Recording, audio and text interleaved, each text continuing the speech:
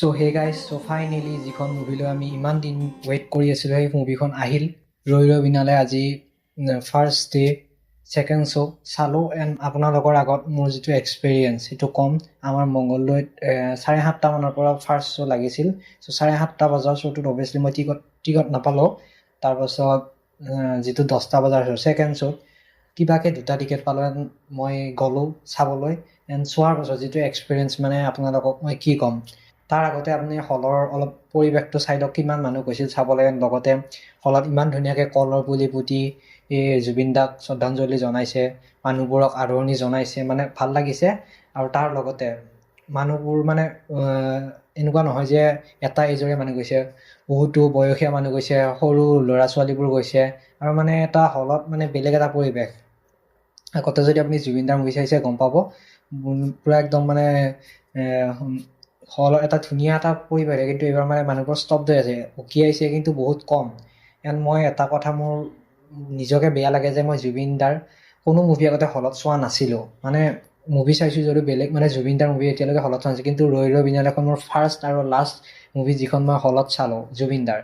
And ইয়াৰ পিছত আৰু জুবিন দাৰ অভিয়াছলি আৰু সেয়াই আৰু কি ক'ম, এতিয়া ক'বলৈ ভাষা নাই। আৰু যিয়ে নহওক, তাৰ লগতে মই জুবিন দাৰ কনচাৰ্টো চোৱা নাছিলোঁ। কোনো ধৰণৰ মানে জুবিন দাৰ ফাংচন মই আজিলৈকে চোৱা নাছিলোঁ। চাম বুলি ভাবি থাকোঁ। যোৱা বছৰ নে তাৰ আগৰবাৰ আমাৰ মংগলদৈত আহোঁতে মই চাব বুলি ভাবিছিলোঁ, কিন্তু কিবা এটা প্ৰব্লেমৰ কাৰণে চাব নোৱাৰিলোঁ। চ' এতিয়া আৰু কি ক'ম, উপায় নাই।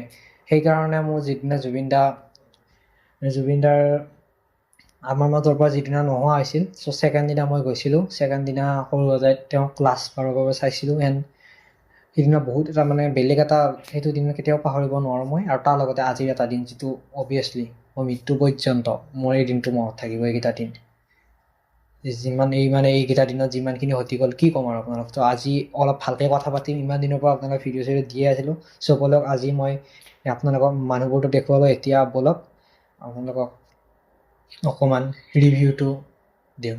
প্ৰথম ক'বলৈ গ'লে মুভিখনৰ বিষয়ে যদি আমি আৰম্ভণিৰ পৰা আৰম্ভ কৰোঁ, আৰম্ভণিৰ পৰা জুবিন দাৰ ইণ্ট্ৰ'খিনিয়ে হয়। চ' যিহেতু এখন মিউজিকেল মুভি, এইখনৰ পৰা আপোনালোকে যদি চাব গৈছে এনেকুৱা এক্সপেক্ট নকৰিব যে বহুত কিবা কিবি চাব মন, তেনেকুৱা এক্সপেক্ট নকৰিব। এখন মিউজিকেল মুভি হয়, চ' মিউজিকৰ লগতে জড়িত এখন মুভি।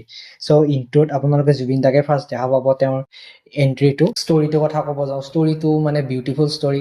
তাৰপাছত এনেকৈ লাহে লাহে ফাৰ্ষ্ট হাফটো যায়। ফাৰ্ষ্ট হাফটোত তেনেকুৱা বহুত বেছি মানে ক্ৰেজি নাই, ধুনীয়াকৈ এটা মিনিমাম এটা হেৰিত যাই থাকে লাহে লাহে। তাৰ পাছত যেতিয়া ইণ্টাৰভেল হয়, ইণ্টাৰভেলৰ পিছত মেইন যিটো ছেকেণ্ড হাফটো মানে বেলেগ এটা টাৰ্ণ লয়। আৰু ছেকেণ্ড হাফটো পূৰা মানে বেছিখিনি মানে ছেকেণ্ড হাফটোত বহুত বেছি ইম্পেক্টফুল। ফাৰ্ষ্ট হাফটো ইম্পেক্টফুল, বাট ছেকেণ্ড হাফটো বহুত বেছি ইম্পেক্টফুল। আপোনালোকৰ প্ৰত্যেক চিন চাই ভাল লাগিব। তাৰ মাজতে এটা শ্বৰ্ট এটা আছে জুবিন দা মানে সাগৰৰ ফালে চাই থকা, মানে সেই শ্বটটো মানে একদম ব্ৰিলিয়েণ্ট শ্বট বুলি কৈছোঁ। মানে ইমান ধুনীয়া লাগিছে শ্বটটো। আপোনালোকে চবৰে নিজৰ নিজৰ চইচ থাকে, এইটো শ্বট ভাল লাগিছে, এইটো শ্বট ভাল লাগিছে নাথাকিব। সেইটো শ্বট মোৰ মুভিখনত বহুত বেছি ভাল লাগিছে। ইণ্টাৰভেলৰ পাছতে এটা চিন আহে অলপ অকণমান, য়শস্বী ভূঞা আৰু কৌশিক নন্দন বৰুৱাৰ যিটো চিন আছে, মানে অকণমান অলপ সেইখিনি অলপ এক্সটেণ্ডেড চিন হয়। সেইখিনি যিটো মানে হোল চিনখিনি মানে ইমান ধুনীয়াকৈ মানে হেৰি কৰিছে, অলপ বেলেগ এটা এক্সপিৰিয়েঞ্চ দি দিয়ে। মানে মোৰতো স্পেচিয়েলি বহুত বেছি এইখিনি চিনখিনি চাই কিবা এটা ভাল লাগিছিল। এণ্ড সেইখিনি অলপ ইউনিক এক্সপিৰিয়েঞ্চ দি দিয়ে। সেইখিনি ধুনীয়াকৈ ব্ৰিলিয়েণ্টলি শ্বুট কৰা হৈছে, সেইখিনি ভাল লাগে চাই, এটা ইম্পেক্টফুল লাগে। ৰৈ ৰৈ বিনালে যিটো টাইটেল ট্ৰেক, এতিয়া লাহে লাহে শেষলৈ আহি আছোঁ, মানে কাহিনীটো শেষ হৈ আহি আছে। তাৰপিছত আহে লাষ্টৰ ফালে ৰৈ ৰৈ বিনালে যিটো টাইটেল ট্ৰেক। এণ্ড মই এতিয়ালৈকে আপোনালোকক ক'লোৱে যে জুবিন দাৰ কোনো ধৰণৰ মই কনচাৰ্ট বা কোনো ধৰণৰ ফাংচন এতিয়ালৈকে চোৱা নাছিলোঁ। কিন্তু ৰৈ ৰৈ বিনালে যিটো টাইটেল ট্ৰেক যেতিয়া স্ক্ৰীণত আহিবলৈ ধৰে, জুবিনে যেনেকৈ মানে নিজেই কি বুলি কয় সেইখন কীবৰ্ডখন মিউজিকেল কীবৰ্ড বা বিভিন্ন ধৰণৰ যিবোৰ যন্ত্ৰপাতি আছে, মিউজিকেল ইনষ্ট্ৰুমেণ্টছবোৰ যেতিয়া নিজে বজায়, মানে এনেকুৱা লাগে যে জুবিন দাৰ মই ফাংচন এখন চাইছোঁ। অনেষ্টলি কৈছোঁ সেইটো এক্সপিৰিয়েঞ্চ মানে, যদি মই জুবিন দাৰ ফাংচন চোৱা নাই, কিন্তু মোৰ সেই টাইটেল ট্ৰেকটোৰ যিটো মানে পাৰফৰ্মেঞ্চ বা টাইটেল ট্ৰেকটো যিটো চাই কিনে মোৰ এনেকুৱা লাগিছে যে মই জুবিন দাৰ ফাংচন চাই আছোঁ। একদম সঁচা কথা কৈছোঁ। মানে সেইটো মই ভাবোঁ যে আপুনি যদি জুবিন দাৰ ফাংচন চোৱা নাই, আপুনি সেই চিনখিনিলৈ ৰখিব, আপোনাৰ নিজৰ ফাংচন চোৱা যেন লাগিব। ইমান ধুনীয়া ব্ৰিলিয়েঞ্চন। আৰু সেইখিনিতে এটা কথা কৈ দিওঁ যে সেইটো গানৰ টাইটেল ট্ৰেকটোতে জুবিন দাৰ যিটো লাষ্ট টাইমৰ কাৰণে সৰু সজাত নিয়া হৈছিল। চ' সৰু সজাত মানুহবোৰ যেনেকৈ ভিৰ লাগিছিল, চ' ভিৰ লগা শ্বট মানে শ্বটবোৰো আছে ড্ৰোন শ্বটেৰে যিবোৰ কেপচাৰ কৰিছিল সেইবোৰো তাতে দিয়া হৈছে। মানে মানুহবোৰে ফাংচন চোৱা টাইপৰকৈ মানে সেইটো তাতে দেখাইছে আৰু মুভিখনত। সেইটো মই আপোনালোক ক'লোঁ বাৰু, অলপ স্পইল কৰা যেন হ'ল, বাট স্পইল কৰা মানে কি আৰু সেইটো মানে গানৰ হেৰি আৰু। চ' সেইখিনি মানে ইমান ধুনীয়া লাগিছে, সেইটো মানে ভাল কাম কৰিছে একচুৱেলি। ট্ৰিবিউট দিয়া যেন হৈছে মানুহবোৰে মানে চাব গৈছে, জুবিন দাক ট্ৰিবিউট দিছে আৰু লাষ্ট টাইমৰ কাৰণে জুবিন দাক চাইছে, তেনেকুৱা ধৰণৰ হৈছে। চ' এইটো ক্ৰিয়েটিভ মাইণ্ডেৰে ভাবিছে তেওঁলোকে। চ' সেইটোৰ কাৰণে তেওঁলোকক অভিয়াছলি তেওঁলোকে ভাবিছে, এইটো কথা ভাল লাগিছে। তাৰপাছত মই আগতে কৈছিলোঁ ৰৈ ৰৈ বিনালে যিটো টাইটেল ট্ৰেক, সেইটো বহুত বেছি মোৰ ভাল লাগিছিল আগৰটোতকৈ।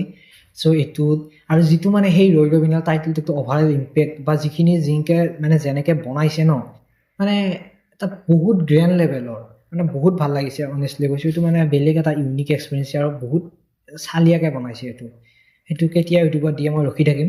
মানে মোৰ বহুত ভাল লাগিছে মানে সেই টাইটেল ট্ৰেকটো, ৰৈ ৰৈ বিনালে নতুন টাইটেল ট্ৰেকটো। সেই গানটো শেষ হোৱাৰ পাছত ৱেডিং চিন আহিব বা কিবা কিবি তেনেকুৱা ধৰণৰ চিন আছে। মই এতিয়াতো আপোনালোকক ভালকৈ নকওঁ, যেতিয়া আপোনালোকে চাব তেতিয়া নিজেই গম পাব। মই জাষ্ট ওপৰত আপোনালোকক এটা হেৰি দিছোঁ আৰু। চ' তাতে মানে আমাৰ অসমৰ পুৰণি কিছুমান এক্ট্ৰেছ, তাৰ লগতে যিবোৰ মানে বেকগ্ৰাউণ্ড মিউজিক যিখিনি এটা সেই চিনখিনিত যিটো গান বজোৱা হৈছে, মানে যিটো চং প্লেড হৈছে ন, চং প্লে হৈছে ইমান বেছি চালিয়া লাগে। মানে মোৰ সেই চংটোত কিবা বেলেগ এটা ভাইব আহিছে সেইটো চঙৰ। আৰু যিটো মিউজিকেল মুভি হয়, চ' ইটছ এণ্ড এভৰি চং ৱাজ ভেৰি মেমৰেবল। চ' তাৰপিছত এটা আনএক্সপেক্টেড নহয়, এক্সপেক্টেডে, বাট সেইখিনি চাই মানে এনেকুৱা লাগিছে এটা বিউটিফুল এণ্ডিং টাইপৰ লাগিছে। চ' সেই এনেকুৱা এটা পইণ্ট এটা আহে। চ' লাষ্টৰ ফালে আপোনালোকে যেতিয়া চাব তেতিয়া গম পাব। চ' সেইখিনি চাই মানে আনএক্সপেক্টেড নহয়, বাট এক্সপেক্টেড হ'লেও মানে কিবা এটা ইউনিক এণ্ড কিবা এটা মানে মেজিকেল লাগিছে সেইখিনি চাই কিনে। যাৰ পাছত আপোনাৰো নিজৰো ভাল লাগিব সেইখিনি। এনেকৈ যিখিনি মই ক'লোঁ লাহে লাহে মুভিখন শেষ হোৱাৰ পাছত যিটো মানে এণ্ড ক্ৰেডিট আহে, এণ্ড ক্ৰেডিটত জুবিন দাক ট্ৰিবিউট দিবলৈ এণ্ড জুবিন দাৰ যিমানবোৰ মেমৰি আছে, এতিয়ালৈকে যিমানবোৰ ভিডিঅ' আছে আমি ইণ্টাৰনেটত দেখি থাকোঁ বা তাৰ লগতে বহুতো নেদেখা ভিডিঅ', মানে BTS মুভিখনৰ BTS কিছুমান। চ' সেইখিনি এটা ধুনীয়া ভিডিঅ'ৰ জৰিয়তে আৰু ধুনীয়া এটা মানে এলবামৰ জৰিয়তে ট্ৰিবিউট দিয়া হৈছে।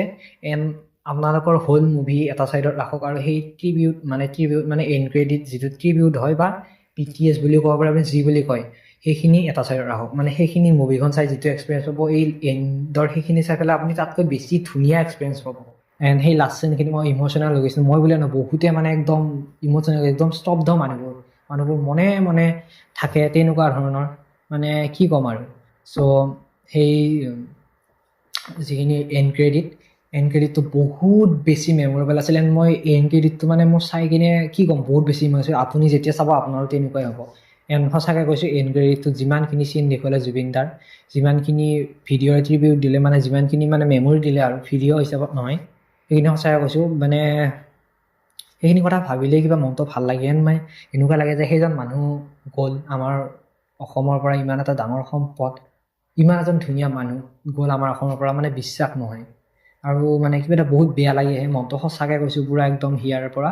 সেই এণ্ড ক্ৰেডিটটো চাই কিনে মোৰতো বহুত বেছি, মুভিখনতকৈ বেছি মোৰ যদি সেইখিনি চাবলৈ যদি মোক মাতি দিয়ে, মই সেইখিনি চাবলৈ যাম। মানে এনেকুৱা মানে ইমান ধুনীয়া লাগিছে মোৰ সেইখিনি চাই, তেনেকুৱা ধৰণৰ কথা। এণ্ড বাকী বেলেগ মুভি যিমান এতিয়ালৈকে বহুত মুভি চালোঁ হলত, মুভি চালে মুভিবোৰৰ মানে ক্লিপবোৰ ৰেকৰ্ড কৰি আমি মানে ঘৰত চোৱা যায় বা মেমৰি হিচাপত থাকি যায়, মানে চাইছিলোঁ বা তাৰে কি হৈছিল, মানে ফেভৰেট পাৰ্টখিনি থাকে মোবাইলত। কিন্তু এইখন জুবিনৰ মোবাইলত অলপমান চিন মোবাইলত কৰি অনা নাই, একো কৰা নাই, বাহিৰৰ ভিডিঅ' কৰিছোঁ মানুহবোৰৰ বা বাহিৰৰ পৰিৱেশটোৰ। কিন্তু মানে এই মুভিখনে ইমান গাল মেমৰি দিছে, মানে কি ক'ম আৰু। সেই মেমৰিখিনি মানে মোৰ মগজুত থাকিব, হিয়াত থাকিব, মনত থাকিব, সদায় মনত থাকিব।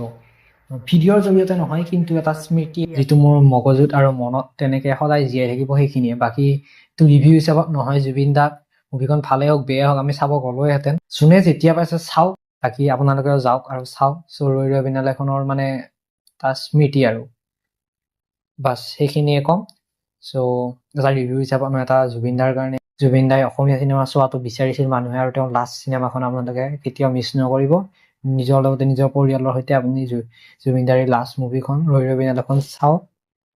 আৰু অসমীয়া মুভি যেনেকৈ তেওঁ সপোন আছিল আগুৱাই লৈ যোৱা, তেনেকৈ আমি সকলোৱে চাই অসমীয়া মুভিখন আগুৱাই লৈ যাব লাগিব। জয় জুবিন দা, জয় অসম। আৰু তেওঁ সদায় আমাৰ হিয়াত জীয়ে থাকিব আৰু হিয়াত বুলিয়ে নহয় গোটেই অসমবাসী গোটেই ভাৰতবাসী সকলোৰে মনত হিয়া স্মৃতিত জিলিকি থাকিব। Thank U.